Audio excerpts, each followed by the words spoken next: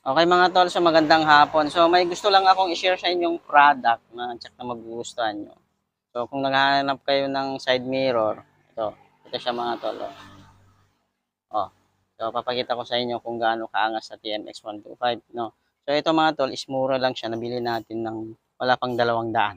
Yan, check natin mga tol. Bale ito siya mga tol, yung install natin sa TMX 125 natin.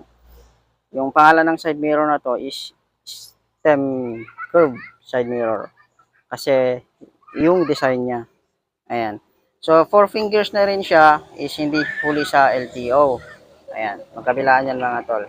So, check nyo kung magustuhan nyo. Siyempre, ilalagay natin yung link, yung product. Link sa description natin kung saan kayo pwede bumili nito. Ayan. Napaka-unique yan. Ayan yung design niya. Tapos, yan mga tol is naro-rotate syempre. Naro-rotate yan. Ayan. May screw dito. Kapag maluwang dito sa part na yan, syempre higpitan lang natin para okay, no? Ayan. Naro-rotate yan.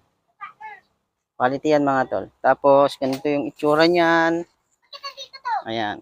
Pag dito sa harap niya, ayan. Ayan. So, legit yan mga tol. Ito yung ating motor na ngayon, na TMX125. Ayan. Na naka-sidecar. Ayan. Ayan. So, quality. Check nyo mga tol.